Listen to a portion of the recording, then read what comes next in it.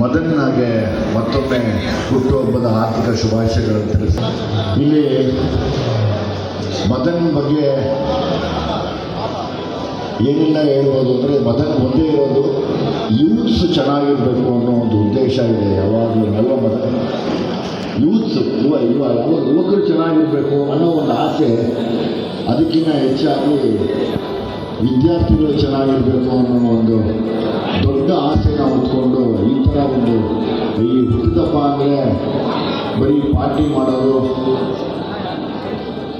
ಊಟ ಮಾಡೋದು, ಒಬ್ರಿಗೊಬ್ಬರು ಹೊಗಳ್ಕೊಂಡು ಕುತ್ಕೊಂಡು ರಾತ್ರಿ ಎಲ್ಲ ಕೂತು ಬೆಳಿಗ್ಗೆ ಎಲ್ಲಿದ್ದೀವಿ ಅಂತ ಗೊತ್ತಿದ್ದೀರ, ತಿರ್ಗಾ ಕೂತು ಸಾಯಂಕಾಲ ಹೊತ್ತು ಮನೆಗೆ ಹೋಗ್ಬಿಟ್ಟು ಗುರು ನೀನು ಹುಟ್ಟಿದಪ್ಪ ಸಾರಿ ಗುರು ಇವಾಗ ಹೇಳ್ತಾ ಇದ್ದೀನಿ ಹ್ಯಾಪಿ ಬರ್ಡೇ ಅನ್ನೋ ಕಾಲದಲ್ಲಿ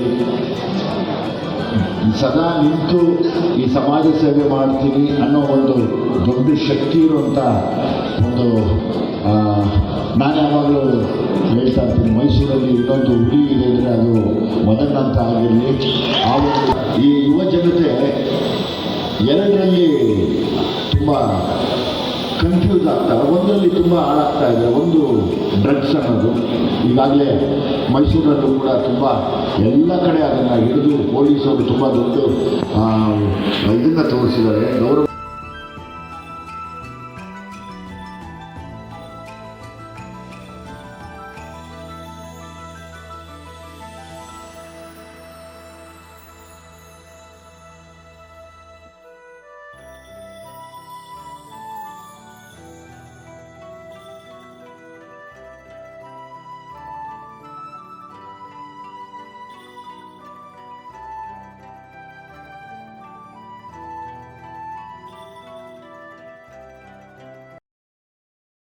ಆದ್ರೂ ಎಷ್ಟು ಬರುತ್ತೋ ಅಷ್ಟು ಮಾತಾಡ್ತೀನಿ. ಮದನ್ಗೆ ಮತ್ತೊಮ್ಮೆ ಹುಟ್ಟುಹಬ್ಬದ ಆರ್ಥಿಕ ಶುಭಾಶಯಗಳನ್ನು ತಿಳಿಸ್ತಾ, ಮದನ್ ಅವರಿಗೆ ಒಳ್ಳೆಯ ಆಯುಷ್ಯು, ಆರೋಗ್ಯ ಎಲ್ಲವನ್ನೂ ಆ ಭಗವಂತ ಕಲ್ಪಿಸ್ಕೊಡ್ಲಿ ಅಂತ ಕೇಳ್ತಾ, ಅವ್ರ ತಾಯಿಯ ಆಶೀರ್ವಾದ ಸದಾ ಅವ್ರ ಮೇಲೆ ಬಲವಾಗಿ ಇದ್ದು, ಮದನ್ ಒಬ್ಬ ಯಾವುದೇ ರಾಜಕೀಯಕ್ಕೆ ಹೋಗ್ದಿರ ಒಂದು ಸಮಾಜ ಸೇವೆ ಮಾಡಬೇಕು ಅನ್ನೋ ಒಂದು ಉದ್ದೇಶ ನನಗೆ ತುಂಬ ಇಷ್ಟ ಆಗುತ್ತೆ. ನಾನು ಕೂಡ ಈ ಲ್ಯಾಂಡ್ ಲಾರ್ಡ್ ಸಿನಿಮಾ ಆದಾಗ ನಾನು ಮದನ್ ಇಬ್ಬರು ಮೀಟಾಗಿ, ಮದನ್ಗೂ ಒಂದೇ ಆಸೆ ಇತ್ತು, ಇಲ್ಲ ಸಂವಿಧಾನದ ಬಗ್ಗೆ ಸಿನಿಮಾ ಮಾಡಿದಾಗ ನಾವು ಯಾಕೆ ತೋರಿಸ್ಬಾರ್ದು ಅಂತ ಮುಂದೆ ನಿಂತು ಇಡೀ ಮೈಸೂರು ಕ್ಷೇತ್ರಕ್ಕೆ ಒಂದು ಅಲಂಕಾರನ ತಂದುಕೊಟ್ಟಂಥ ಮದನ್, ನಾನು ಯಾವಾಗಲೂ ನಿಮಗೆ ಚಿರಋಣಿ ಆಗಿರ್ತೀನಿ. ಜೊತೆಯಲ್ಲಿ ವಿಜಯ್ ಕುಮಾರ್ ಸಾರು ನಾವು ಫೋನಲ್ಲಿ ಮಾತಾಡಿದ್ವಿ, ಬಟ್ ನಾನು ಅವರು ಮೀಟ್ ಮಾಡೋಕ್ಕಾಗಲಿಲ್ಲ, ಸೊ ಹಂಗಾಗಿ ಕ್ಷಮೆ ಇರಲಿ ಸರ್. ಇಲ್ಲಿ ಮದನ್ ಬಗ್ಗೆ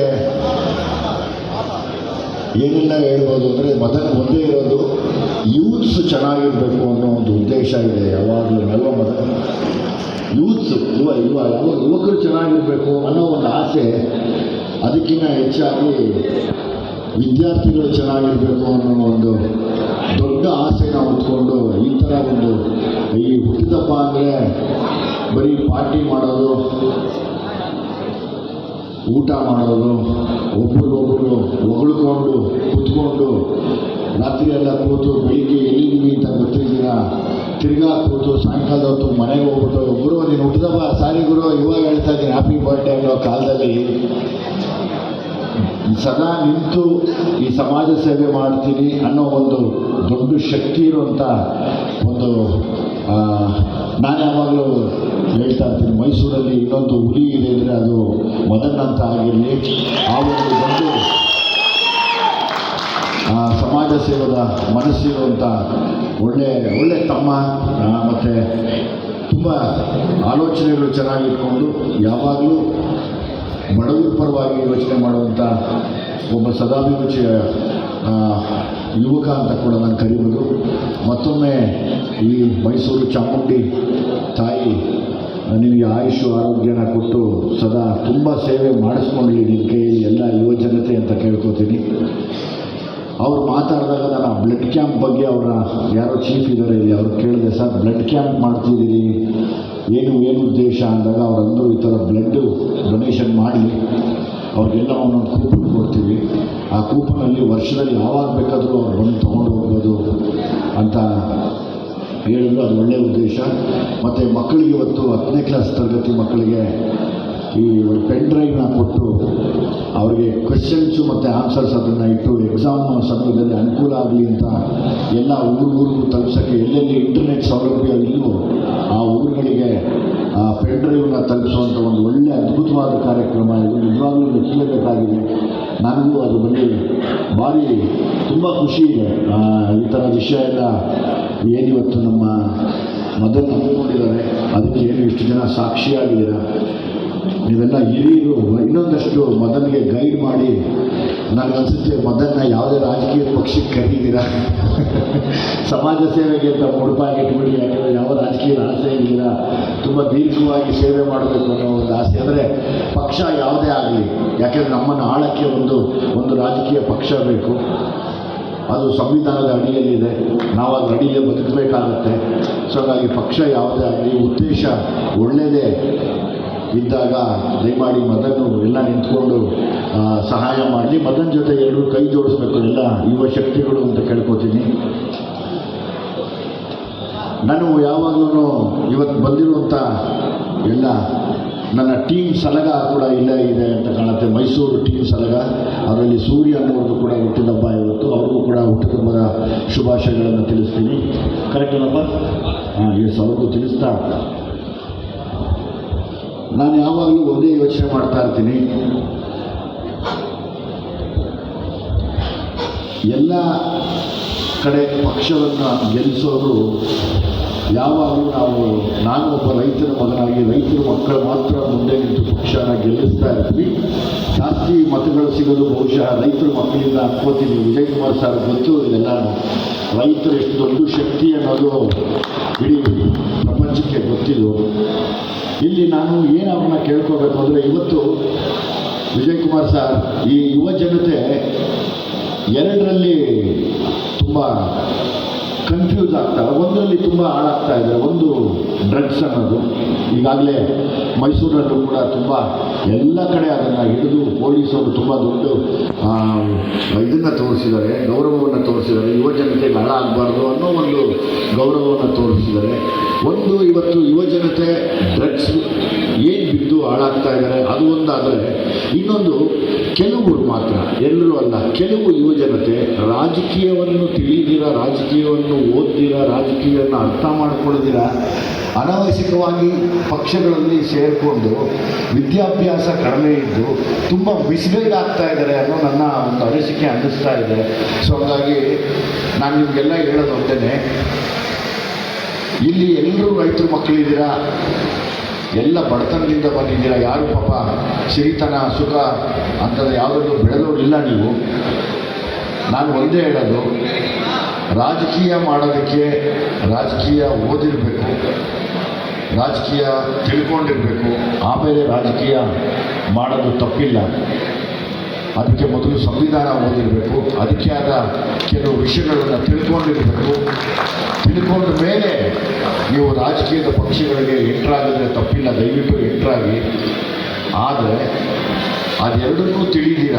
ಎಷ್ಟೋ ಜನ ಯುವ ಜನತೆ ನಾನು ಆ ಪಕ್ಷ, ನೀನು ಈ ಪಕ್ಷ, ನನ್ನ ಪಕ್ಷ ದೊಡ್ಡದು, ನಿನ್ನ ಪಕ್ಷ ದೊಡ್ಡದು ಅಂತ ಒಬ್ರಿಗೊಬ್ಬರು ಒಡೆದಾಡಿ ಇದು ಕೊಲೆಗಳು ನಡೆಯುವಂಥ ಎಷ್ಟೋ ಉದಾಹರಣೆಗಳು ಇವತ್ತು ನಮ್ಮ ಭಾರತ ದೇಶದಲ್ಲಿ ಇದೆ. ಅದಕ್ಕೆ ಒಂದೇ ಕಾರಣ, ಯುವ ಜನತೆ ನೀವೇನು ಮಾಡ್ತಾ ಇದ್ದೀರ, ತುಂಬ ಈಸಿಯಾಗಿ ಕೈಗೆ ಸಿಗೋದು ಈ ರಾಜಕೀಯ, ಈ ಪವರು ಅಂತ ಅದನ್ನು ತುಂಬ ತಲೆ ಕೆಡಿಸ್ಕೋತಾ ಇದ್ದೀರ. ದಯಮಾಡಿ ತಲೆ ಕೆಡಿಸ್ಕೋಬೇಡಿ. ಅದಕ್ಕೆ ನೀವು ಓದಿದ್ದೀರಾ, ತಿಳ್ಕೊಂಡಿದ್ದೀರಾ, ಅವಾಗ ಹೋಗಿ 5 ವರ್ಷಕ್ಕೊಂದ್ಸತಿ ಎಲೆಕ್ಷನ್ ಬರುತ್ತಾ, ಅವತ್ತು ಮತ ಹಾಕಿ. ಅದು ನಿಮ್ಮ ಹಕ್ಕು ಮತ್ತು ನೀವು ಪಡ್ಕೋಬೇಕಾಗಿರೋ ಎಲ್ಲ ಸೌಲಭ್ಯಗಳಿಗೆ ಅದೊಂದು ದಾರಿ.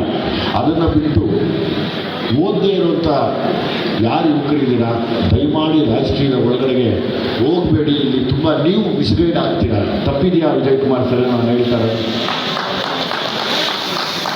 ಸುಮಾರು ಜನ ಇವತ್ತು ನಮ್ಮಲ್ಲಿ ನಾವು ಭಾರತದಲ್ಲಿ ಮಾತ್ರ ಅಂತೆ ತುಂಬ ಟೈಮ್ನ ವೇಸ್ಟ್ ಮಾಡೋದು ಟೀ ಅಂಗಡಿ ಮುಂದೆ, ಕಾಫಿ ಅಂಗಡಿ ಮುಂದೆ, ಬೇಕ್ರಿ ಮುಂದೆ ರಾಜಕೀಯ ಮಾತಾಡಿಕೊಂಡು. ನೀವು ಬಗ್ಗೆ ಜ್ಞಾಪಿಸ್ಕೊಳ್ಳಿ. ಯಾವುದೇ ಹಳ್ಳಿಲಿ ಟಿ ಅಂಗಡಿ ಮುಂದೆ ಕೂತ್ಕೊಳ್ಳಿ, ಅವನು ಹಂಗೆ ಕಂಡ್ಬಾರಲ್ಲ, ಇವ್ನು ಹಿಂಗೆ ಕಂಡ್ಬಾರಲ್ಲ, ಆ ಪಕ್ಷದವ್ರು ಹಂಗೆ ಕಂಡ್ಲ, ಈ ಪಕ್ಷದವ್ರು ಹಿಂಗೆ ಕಂಡ್ಲ, ಹಂಗೆ ಕಂಡ್ಲ ಹಿಂಗೆ ಕಂಡ್ಲ ಅಂತಲೇ ತಲೆ ಚೆಚ್ಕೊಂಡ್ಬಿಟ್ಟಿರ್ತಾರೆ. ನನ್ನ ಪಕ್ಷ ದೊಡ್ಡದು, ನಿಮ್ಮ ಪಕ್ಷ ದೊಡ್ಡದು, ನಾನೇನು ಕಡಿಮೆ, ಅವನೇನು ಕಡಿಮೆ, ನಮ್ಮ ಲೀಡ್ರ್ ಏನು ಕಡಿಮೆ, ನಿಮ್ಮ ಲೀಡ್ರ್ ಏನು ಕಡಿಮೆ ಅನ್ನೋದ್ರಲ್ಲಿ ನಾವು ಸಮಯ ವ್ಯರ್ಥ ಮಾಡ್ತಾ ಇದ್ದೀವಿ ಅಂತ. ಆದರೆ ಬೇರೆ ದೇಶದವರು 5 ವರ್ಷಕ್ಕೆ ಒಂದ್ಸತಿ ಬಂದಾಗ ಮತವನ್ನು ಹಾಕಿ ಏನು ಬೇಕೋ ಅದನ್ನು ಪಡ್ಕೊಂಡು ಮುಂದುವರಿಯೋದು ನೋಡ್ತಾ ಇದ್ದಾರೆ. ಆ ವಿಷಯದಲ್ಲಿ ನಾವು ಇನ್ನೂ ಭಾರತೀಯರು ತುಂಬ ಹಿಂದೆ ಇದ್ದೀವಿ ಅಂತ ನನಗೆ ಅನ್ನಿಸ್ತಾ ಇದೆ ವಿಜಯ್ ಕುಮಾರ್ ಸರ್. ನಾವು ತುಂಬಾ ಹಿಂದೆ ಇದ್ದೀವಿ. ಇದೇನಾಗುತ್ತೆ, ರಾಜಕೀಯ ಅನ್ನೋದು ಒಂದು ಪವರು, ಹೈ ವೋಲ್ಟೇಜ್, ತುಂಬ ಹೈ ವೋಲ್ಟೇಜ್ ಕರೆಂಟ್ ಇದ್ದಂಗೆ. ನೀವು ಓದಿ ವೋಲ್ಟೇಜ್ ತೊಗೊಳ್ದಿರ ಹೋದ್ರೆ ನಿಮ್ಮನ್ನು ಸುಟ್ಟಾಕ್ಬಿಡುತ್ತೆ. ಇದೊಂದು ಗಮನ ಇರಲಿ. ಎಲ್ಲ ಯುವ ಜನತೆಗೆ ನಾನು ಬೇಡ್ಕೋತೀನಿ, ನಿಮ್ಮನ್ನು ಕೈಯೆಲ್ಲ ಕಾಲು ಮುಗಿದು ಬೇಡ್ಕೋತೀನಿ. ಅದು ಒಂದು ಹೈ ವೋಲ್ಟೇಜ್, ಅದು ಕರೆಂಟ್ ಥರ.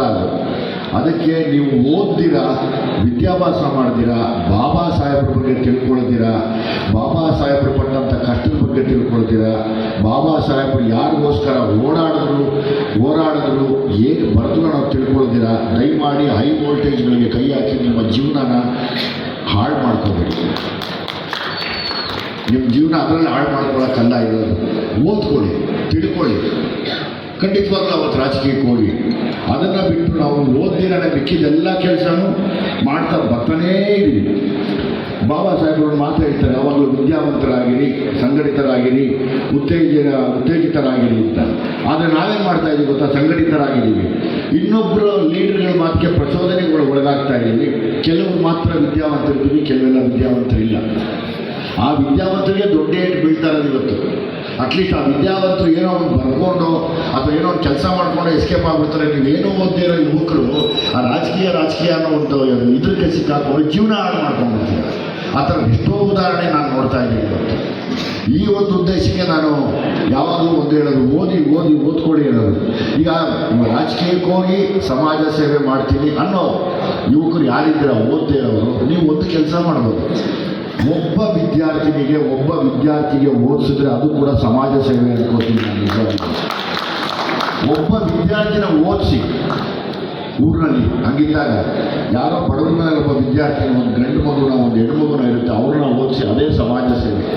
ಅದು ಬಿಟ್ಬಿಟ್ಟು ನಾನು ಆ ಪಕ್ಷದಲ್ಲಿ ಸಮಾಜ ಸೇವೆ ಮಾಡ್ತೀನಿ, ಈ ಪಕ್ಷದಲ್ಲಿ ಸಮಾಜ ಸೇವೆ ಮಾಡ್ತೀನಿ ಅನ್ನೋದು ಅದನ್ನು ನನಗೆ ತಪ್ಪು ಅನ್ನಿಸ್ತಾ ಇದೆ. ನಿಮಗೇನು ಅನಿಸುತ್ತೋ ಗೊತ್ತಿಲ್ಲ. ಓದ್ದಿರಾ, ಬರೀದಿರಾ, ಸುಮ್ಮನೆ ಪಕ್ಷಗಳಿಗೆ ಸೇರಿಕೊಂಡು ನೀವು ಕಿತ್ತಾಡಿಕೊಂಡು ಒಂದು ಊರು ಎಷ್ಟು ಚಂದವಾಗಿರ್ಬೇಕು, ಆ ಊರಲ್ಲೇ 2-3 ಥರ ದಿಕ್ಕುಗಳು ಇಟ್ಕೊಂಡು ನೀವು ಕಿತ್ತಾಡ್ಕೊಂಡು ಯಾಕೆ ಮಾಡ್ತೀರಾ? ಬಾಬಾ ಸಾಹೇಬ್ರು ಹೇಳಿದ್ದು ಒಂದೇ, ಎಲ್ಲರೂ ನಗ್ನಗ್ತಾ ಇರಿ, ಖುಷಿಯಾಗಿರಿ, ಸಮಾನವಾಗಿರಿ, ವಿದ್ಯಾವಂತರಾಗಿರಿ ಅಂತ. ಅದನ್ನು ನಾವೆಷ್ಟು ಮಾಡ್ತಾ ಇದ್ದೀವಿ? ನಾವು ಯಾರೂ ಮಾಡ್ತಾ ಇಲ್ಲ. ಇವತ್ತು ಅಲ್ಲಿ ಹೈಸ್ಕೂಲ್ ಮೇಸ್ಟ್ರುಗಳನ್ನ ಕುಣಿಸಿ ಆ ಪೆಂಡ್ರೈವ್ ಕೊಟ್ಟು ನೋಡಿದಾಗ ನನಗೆ ಒಂದು ಸಣ್ಣದಾಗಿ ಅಳು ಬಂತು. ಹೈಸ್ಕೂಲ್ ಟೀಚರ್ಸ್ ಇಲ್ಲಿ ಕೂತಿದ್ದಾಗ ಇದೇ ಇವತ್ತೇನಾಗಿದೆ, ನಿನ್ನೆ ನೋಡಿ ಇಂಟರ್ನೆಟ್ಟಲ್ಲಿ ಹೈಸ್ಕೂಲ್ ಟೀಚರ್ಗೆ ಒಬ್ಬ ವಿದ್ಯಾರ್ಥಿ ಹೊಡಿತಾ ಇದ್ದಾರೆ, ಆ ಮೇಷ್ಟ್ರು ಅಳ್ತಾ ಇದ್ದಾರೆ. ಅಂಥ ಒಂದು ಪರಿಸ್ಥಿತಿ ನಾವು ತೊಗೊಂಬಂದಿದ್ದೀವಿ ಇವತ್ತಿಗೆ. ಆ ಪರಿಸ್ಥಿತಿಗಳು ಬರಬಾರ್ದು. ಮೇಷ್ಟ್ರುಗಳನ್ನು ಯಾವತ್ತೂ ದೇವ್ರ ಥರ ಪೂಜಿಸಿ ನಾವೆಲ್ಲಿ ತಲೆ ಬಾಗಿಸಿ ನಡೀತೀವೋ ಅಲ್ಲಿಂದ ನಾವು ವಿದ್ಯೆ ಸಿಗುತ್ತೆ. ಆ ವಿದ್ಯೆಯಿಂದ ನಾವು ನಮಗೇನು ಬೇಕು ಕ್ಷೇತ್ರ, ಡಾಕ್ಟರ್ ಆಗಬೇಕಾ, ಇಂಜಿನಿಯರ್ ಆಗಬೇಕಾ, ಇಲ್ಲ ನೀವು ರಾಜಕೀಯದವರಾಗಬೇಕಾ, ಎಲ್ಲವನ್ನೂ ಪಡ್ಕೊಳ್ಳೋಕ್ಕೆ ಅವರೇ ಒಂದು ದಾರಿ ದೀಪ ಆಗಿರ್ತಾರೆ. ನಾವು ಅವ್ರನ್ನೇ ಹೊಡೆಯುವಂಥ ಪರಿಸ್ಥಿತಿ ಬಂದ್ಬಿಟ್ಟಿದೆ. ಇವತ್ತು ನೆನ್ನೆ ನೋಡಿದ್ರೆ ನಾವು ಇಂಟರ್ನೆಟ್ನಲ್ಲಿ ಸಖತ್ ಮನಸ್ಸಿಗೆ ನೋವಾಗುತ್ತೆ. ಆ ಥರ ನೀವು ಯಾರ್ಯಾರಿಲ್ಲಿ ನಾನು ಓದಿಲ್ಲ ಅವ್ರು ನಾನು ನೋಡಿ ನಾನು ಹೇಳ್ತೀನಿ, ಕೈ ಎತ್ತಿ ಹೇಳ್ತೀನಿ, ನಾನು ಡಿಗ್ರಿ ಮಾಡಲಿಲ್ಲ, ನಾನು ಯಾರ್ಯಾರು ಓದಿಲ್ಲ ಕೈ ಎತ್ತಿ ನೋಡೋಣ ಅಲ್ವಾ? ಓದ್ದೇ ಇರೋರು ದಯಮಾಡಿ ರಾಜಕೀಯ ಹೋಗೋಕ್ಕಿಂತ ಮುಂಚೆ ವಿದ್ಯಾವಂತರ ಹತ್ರ ತಿಳ್ಕೊಂಡು ಆಮೇಲೆ ಹೋಗಿ ಒಳಗಡೆ. ನಾವು ತುಂಬ ನಮ್ಮ ದಿಕ್ಕುಗಳನ್ನ ಬದಲಾಯಿಸ್ಕೊಂಡಿರ ನಾವು ಸುಮ್ಮನೆ ಒದ್ದಾಡಿಕೊಂಡು ಒಬ್ರಿಗೊಬ್ರು ಕಿತ್ತಾಡಿಕೊಂಡು, ಒಂದು ಕಡೆ ಜಾತಿ ವ್ಯವಸ್ಥೆ ಕಿತ್ತಾಡ್ತಾ ಇದೆ, ಇನ್ನೊಂದು ಕಡೆ ನಾವು ಅವಿದ್ಯಾವಂತರಾಗಿ ಪಕ್ಷದಲ್ಲಿ ಕಿತ್ತಾಡ್ತಾ ಇದ್ದೀವಿ. ಇವತ್ತು ಕಿತ್ತಾಡ್ತಾ ನಾನು ಮೊದಲು, ನೀನು ಮೊದಲು ನಾನು ಮೊದಲು ಅಂತ ನಮ್ಮ ಬದುಕುಗಳನ್ನ ಹಾಳು ಮಾಡ್ಕೋತಾ ಇದ್ದೀವಿ. ನನಗೆ ಗೊತ್ತಿರೋದು ಎರಡೇ, ಒಂದು ಗಂಡು ಒಂದು ಹೆಣ್ಣು, ಎರಡೇ ಜಾತಿ ಇರೋದಿಲ್ಲ. ಆ 2 ಜಾತಿ ಭದ್ರವಾಗಿದ್ದರೆ ಸಾಕು ನಮಗೆ. ಹೆಣ್ಣು ಒಂದು ದೊಡ್ಡ ಶಕ್ತಿ,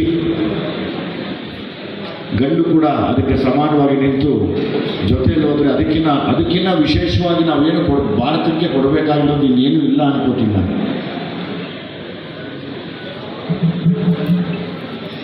ಇಲ್ಲಿ ಈಗ ನಮ್ಮ ಮದನ್ ಅವ್ರಿಗೆ ಒಂದು ಬೇಡಿಕೆ ನಾನು ಇರ್ತೀನಿ. ವಿಜಯ್ ಕುಮಾರ್ ಸರ್ ತಾವು ಇದರ ಮದನ್ ಅವ್ರಿಗೆ ಒಂದು ಬೇಡಿಕೆ ಇರ್ತೀನಿ. ಈ ಮೈಸೂರು ಜಿಲ್ಲೆ ಸರಗೂರು ತಾಲೂಕಲ್ಲಿ ಲಂಕೆ ಅನ್ನೋ ಒಂದು ಊರಿದೆ, ಒಂದು ಗ್ರಾಮ ಇದೆ. ಅಲ್ಲಿ ಯುವಜನತೆಗೆ ಒಂದು ಲೈಬ್ರರಿ ಓಪನ್ ಮಾಡಿದ್ದಾರೆ.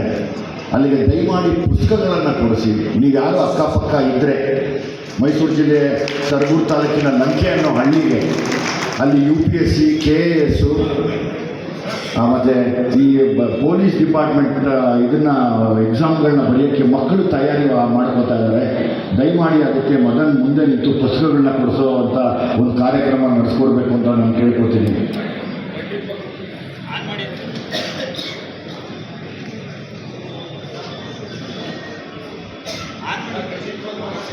ಹಾಂ, ಲಂಕೆ ಅನ್ನೋ ಒಂದು ಗ್ರಾಮದಲ್ಲಿ ಇವತ್ತಿಗೆ ಒಂದು ಎಲ್ಲ ಯುವ ಜನತೆ ಹೊರಗೆ ಇಂಥದ್ದು ಮಾಡಿ ಮ್ಯಾಕ್ಸಿಮಮ್ ನಮಗೇನಾಗುತ್ತೆ, ನಮಗೆ ಆರಾಗಿರ ಹಾಕಿದಾಗ ಮನ್ಸಿಗೆ ಬೇಜಾರು. ನಮಗೆಲ್ಲ ಹಾಕಿದ್ರು ಒಂದು ಪುಸ್ತಕ ಕೊಡಿ, ಆದರೆ ನೀವು ಒಂದು ಪುಸ್ತಕ ಕೊಡಿ, ನೀವು ಓದೋಕ್ಕಾಗಿಲ್ವ ಇನ್ನೊಬ್ರು ಕೊಡಿ ದಯಮಾಡಿ. ನಾವು ಇದೇ ನಮ್ಮ ಇಡೀ ಭಾರತದಲ್ಲಿ ನಾವು ನರಳ್ತಾ ಇರೋ ಕಾಯಿಲೆ ಅಂದರೆ ಇದೆ. ನಮಗೆ ಕೋವಿಡ್ಗಿನ ದೊಡ್ಡ ಕಾಯಿಲೆ ಇದೆ.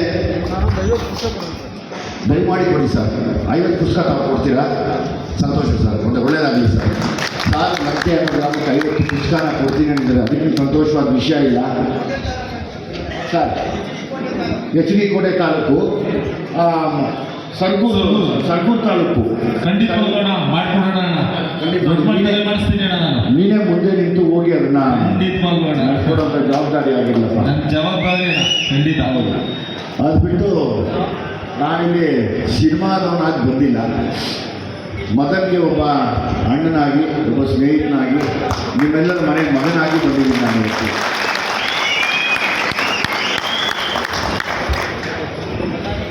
ಈಗ ಸಿನಿಮಾ ವಿಷಯಕ್ಕೆ ಅಂತ ಬಂದಾಗ ಪಾಪ ಎಷ್ಟೋ ಜನ ಯುವ ಜನತೆ ಇವತ್ತು ನಾನು ನೋಡ್ತಾ ಇದ್ದೀನಿ. ಇಲ್ಲೇ ಒಬ್ಬ ಹುಡುಗ ಇದ್ದಾನೆ, ನಮ್ಮ ಯಾರು ಬಾರ ಇಲ್ಲಿ ಪಾಪ ಈತ ಒಂದು ಸಿನಿಮಾ ಮಾಡಬೇಕು ಅಂತ ಬಂದು ಪ್ರಯತ್ನ ಪಟ್ಟು ಈ ಥರ ಎಷ್ಟೋ ಜನ ಮಕ್ಕಳು ಕೊಳ್ಳೇಗಾಲ, ಬಂಡೀಪುರ ಅಥವಾ ಸುತ್ತಮುತ್ತ ಯಾವುದೇ ಚಾಮರಾಜನಗರ, ಗುಂಡ್ಲಪೇಟೆ ಈ ಕಡೆ ಎಲ್ಲ ಸುಮಾರು ಜನ ಅದೇನಾಗ್ಬಿಡುತ್ತೆ, ನಮ್ಮನ್ನು ನೋಡಿದ ತಕ್ಷಣ ಏನೇ ಇಷ್ಟು ಕರ್ಲಿ ಹೆಂಗವನೇ, ನಾನು ಅವ್ರಿಗಿನ್ನ ಚೆನ್ನಾಗಿದ್ದೀನಿ, ನಾನು ಯಾಕಿರೋ ಆಗಬಾರ್ದು ಅಂತ ಪ್ರಯತ್ನ ಪಟ್ಕೊಂಡು ಒಂದು ಮೋಸ ಹೋಗ್ತಾ ಇದ್ದಾರೆ. ಏನು ಮೋಸ ಅಂದರೆ, ಬೆಂಗಳೂರಲ್ಲಿ ಕೆಲವು ಕಳ್ಳರಿದ್ದಾರೆ. ಆ ಕಳ್ಳರು ಹೆಂಗೆ ಅಂದರೆ ಸಿನಿಮಾ ಹೇಳ್ಕೊಡ್ತೀವಿ, ಆ್ಯಕ್ಟಿಂಗ್ ಹೇಳ್ಕೊಡ್ತೀವಿ, ಡೈರೆಕ್ಷನ್ ಹೇಳ್ಕೊಡ್ತೀವಿ, ಎಡಿಟಿಂಗ್ ಹೇಳ್ಕೊಡ್ತೀವಿ, ಡ್ಯಾನ್ಸ್ ಹೇಳ್ಕೊಡ್ತೀವಿ ಅಂತ ಲಿಸ್ಟ್ ಮಾಡಿದ್ರೆ ಒಂದು 50 ಅವ್ನು 15 ದಿವಸದಲ್ಲಿ ಹೇಳ್ಕೊಡ್ತೀನಿ ಅಂತ ಈ ಥರ ಅಮಾಯಕರನ್ನ ಕರೆದು 50,000, 60,000, 1 ಲಕ್ಷ ಕಿತ್ಕೊಂಡು ಅಂತ ಕೆಟ್ಟು ಪರಿಸ್ಥಿತಿ ಇರುವಂಥ ಯುವಕರು ದಂಧೆ ಮಾಡ್ತಾ ಇದ್ದಾರೆ ಸಿನಿಮಾಲ್ಲಿ. ನಾನು ಇವತ್ತು ಮದನ್ ಅವ್ರಿಗೆ ಇದನ್ನೇ ಹೇಳೋದು, ಎಲ್ಲೆಲ್ಲಿ ಈ ಚಾಮರಾಜನಗರ, ಕೊಳ್ಳೇಗಾಲ, ಬಂಡೀಪುರ ಎಲ್ಲೆಲ್ಲಿದೆ ಆ ಥರ ಒಂದು ಜಾಗಗಳಲ್ಲಿ ಬಾಬಾ ಸಾಹೇಬ್ ಅಂಬೇಡ್ಕರ್ ಭವನ ಇದ್ದೇ ಇರುತ್ತೆ. ಅಲ್ಲಿಗೆ ಈ ನುರಿತ ಮೇಷ್ಟ್ರುಗಳಿದ್ದಾರೆ, ರಂಗಾಯಣ, ನೀನಾಸಮಿನ ಮೇಷ್ಟ್ರು ಇರ್ತಾರೆ, ಅವ್ರನ್ನ ಅಲ್ಲಿಗೆ ಅಲಾಟ್ ಮಾಡಿ ಅಲ್ಲಿನ ಯುವಕರಿಗೆ ಅಭಿನಯದ ತರಬೇತಿ ಕೊಟ್ಟರೆ, ಅಲ್ಲಿಗೆ ರಂಗಶಾಲೆಗಳನ್ನ ಓಪನ್ ಮಾಡಿದ್ರೆ ನಾವು ಇನ್ನೂ ನಮ್ಮ ಕರ್ನಾಟಕದಲ್ಲಿ ಚಲನಚಿತ್ರೋದ್ಯಮಗಳಿಂದ ದೊಡ್ಡ ಮಟ್ಟಿಗೆ ಒಳ್ಳೊಳ್ಳೆ ಕಲಾವಿದರು ಹೊರಗಡೆ ಬಂದಂಗಾಗುತ್ತೆ, ರೈತರ ಮಕ್ಕಳು ಹೊರಗಡೆ ಬಂದಂಗಾಗುತ್ತೆ. ಆ ಕಲೆ ಬೆಳೆಯುತ್ತೆ ಅನ್ನೋ ಆಸೆಗೆ ಮದನ್ ಮತ್ತು ನೀವೆಲ್ಲ ಇದ್ದೀರಾ. ಎಲ್ಲ ಕಡೆ ಅಂಬೇಡ್ಕರ್ ಭವನದಲ್ಲಿ ಇಲ್ಲಿ ರಂಗಾಯಣ ಡೈರೆಕ್ಟ್ರ್ ಅವ್ರು ನಮಗೆ ತುಂಬ ಒಳ್ಳೆಯ ಸ್ನೇಹಿತರು. ಅವ್ರನ್ನ ಸತೀಶ್ ಸರ್ ಅಂತ ಹೇಳಿ ಅವ್ರನ್ನ ಕೇಳೋದೇ ಕಳಿಸ್ಕೊಡ್ತಾರೆ. ಇಲ್ಲಿ ಎಲ್ಲ ಯುವಜನತೆ ಹೆಂಗೆ ಹಾಳಾಗೋದು ಅಂದರೆ, ಒಂದು ಡ್ರಗ್ಸು, ಇನ್ನೊಂದು ಸಿನಿಮಾ, ಇನ್ನೊಂದು ರಾಜಕೀಯ. ಈ ಮೂರಕ್ಕೂ ಇದೆ. ರಾಜಕೀಯ ಬರಬೇಕಾ ಓದು, ಡ್ರಗ್ಸ್ ಮಾಡಬೇಡ. ಈ ಸಿನಿಮಾಗೆ ಬರಬೇಕಾ ನಿಮ್ಮ ಕ್ಷೇತ್ರದಲ್ಲಿ ಒಂದು ರಂಗಶಾಲೆ ಓಪನ್ ಮಾಡಿಸಿ ಅಂಬೇಡ್ಕರ್ ಭವನದಲ್ಲಿ, ಅಲ್ಲಿ ತರಬೇತಿ ತಗೊಳ್ಳಿ. ಅದ್ಯಾಕೆ ನಿಮಗೆ ಅವಕಾಶ ಸಿಗಲ್ಲ, ಅದ್ಯಾಕೆ ನೀವು ನಟರಾಗಲ್ಲ ಅಂತ ನಾನು ನೋಡ್ತೀನಿ. ಎಷ್ಟೋ ಜನ ನಮ್ಮ ಮನೆಗಳ ಮುಂದೆನೇ ಬರ್ತಾರೆ ಹುಡುಗರು, ನಾನು ಬೈದು ಕಳಿಸ್ಬಿಡ್ತೀನಿ ಅವ್ರನ್ನ. ಯಾಕೆ ಬೈತೀನಿ ಅಂದರೆ, ಮತ್ತೆ ಅವ್ನು ಬಂದು ಇನ್ನೊಂದು ಕಡೆ ಅವಕಾಶ ಕೇಳೋದು ಬೇಡ, ನನ್ನ ಬೈಕೊಂಡು ಹೋಗ್ಬಿಡ್ಲಿ, ಏನು ಮನುಷ್ಯ ಹೆಂಗೆ ಬೈತಾನೆ ಅಂತ. ಕಾರಣ ಒಂದೇ, ಒಂದು ರಂಗ ತರಬೇತಿ ಆಗಿರಲ್ಲ, ಇನ್ನೊಂದು ವಿದ್ಯೆ ಇರಲ್ಲ. ಈ ಎರಡು ನಮ್ಮನ್ನು ಕಾಡ್ತಾ ಇರೋ ದೊಡ್ಡ ನೋವುಗಳು ಇವತ್ತು ಯುವಜನತೆಗಳಿಗೆ. ಇದನ್ನು ಯಾರು ಮಾಡಬೇಡಿ. ಈಗ ನಾನು ಆನೇಕಲ್ಲಲ್ಲಿ ಅದನ್ನು ನನ್ನ ಊರಲ್ಲಿ ಅದನ್ನು ಓಪನ್ ಮಾಡೋದಕ್ಕೆ ಕಾಯ್ತಾ ಇದ್ದೀನಿ ಅಂಥ ದಿನಕ್ಕೆ ಅದು ಎಲ್ಲ ಕಡೆ ಆಗಲಿ ಅಂತ. ನಮಗೆ ಏನಾಗಿತ್ತು ಒಂದ್ಸತಿ ವಿಜಯಕುಮಾರ್ ಸಾಹೇಬ್ ಮದನ್ ಅವರೇ, ಕೇರಳ ಅಲ್ಲಿ ಅವ್ರು ಯಾವಾಗಲೂ ಕೆಟ್ಟ ಚಿತ್ರಗಳನ್ನ ತೆಗಿತಾರೆ ಅಂತ ದೊಡ್ಡ ಹೆಸರು ಬಂದ್ಬಿಡ್ತಿದ್ದಾರೆ. ಕೇರಳದ ಮಲಯಾಳಂ ಸಿನಿಮಾಗಳನ್ನ ಎಲ್ಲರೂ ಕದ್ದು ಟೆಂಟಲ್ಲಿ ನೋಡೋಕ್ಕೆ ಹೋಗ್ತಾ ಇದ್ರು. ಅವತ್ತು ಕೇರಳ ರಾಜ್ಯದಲ್ಲಿ ಕೂತ್ಕೊಂಡು ಎಲ್ಲ ದೊಡ್ಡ ಕಲಾವಿದರು ಒಂದು ಯೋಚನೆ ಮಾಡಿದಂತೆ, ನಮ್ಮ ಮೇಲೆ ಇಂಥ ಕೆಟ್ಟ ಆರೋಪ ಇದೆ, ನಮ್ಮನ್ನು ಬುದ್ಧಿವಂತ ರಾಜ್ಯ ಅಂತ ಕರೀತಾರೆ, ನಾವ್ಯಾಕೆ ಆ ಥರ ಕೆಟ್ಟ ಹೆಸರು ತಗೋಬೇಕು ಸಿನಿಮಾ ಮಾಡಿ ಅಂಥೇಳಿ ಎಲ್ಲ ಡಿಸ್ಟ್ರಿಕ್ಗಳಲ್ಲೂ ಒಂದು ರಂಗಶಾಲೆ ಮತ್ತು ರಂಗ ತರಬೇತುದಾರರನ್ನ ಇಟ್ಟು ಅಲ್ಲಿಗೆ ವಿದ್ಯಾವಂತರನ್ನ ಕರೆಸಿ, ಅಲ್ಲಿಗೆ ರೈಟರ್ಗಳನ್ನ ಕರೆಸಿ, ಅಲ್ಲಿಗೆ ಅಭಿನಯ ಹೇಳ್ಕೊಟ್ಟು ಇವತ್ತು ನಾವೇ ಕೇರಳದಲ್ಲಿ ಎಲ್ಲ ಸಿನಿಮಾಗಳನ್ನು ನೋಡೋ ಹಾಗೆ ಮಾಡಿದ್ದಾರೆ. ಅದು ಕೂಡ ಕಲೆ ಮತ್ತು ಸಂಸ್ಕೃತಿ ವಿಷಯದಲ್ಲಿ ಅದು ನಡೀಲಿ ಅನ್ನೋ ನನ್ನ ಆಸೆ ಇದೆ. ನೀವೆಲ್ಲರೂ ಇದ್ದೀರಾ, ನೀವೆಲ್ಲರೂ ಸೇರಿ ಅದನ್ನು ಆ ರಂಗಶಾಲೆ ರಂಗ ತರಬೇತಿ ಮಾಡಿಸಿ ಎಷ್ಟೋ ಜನ ಮಕ್ಕಳು ಅದರಿಂದ ಉದ್ಧಾರ ಆಗ್ತಾರೆ. ಆಮೇಲೆ ಒಳ್ಳೊಳ್ಳೆ ಕಲಾವಿದರು ಹೊರಗಡೆ ಬರ್ತಾರೆ,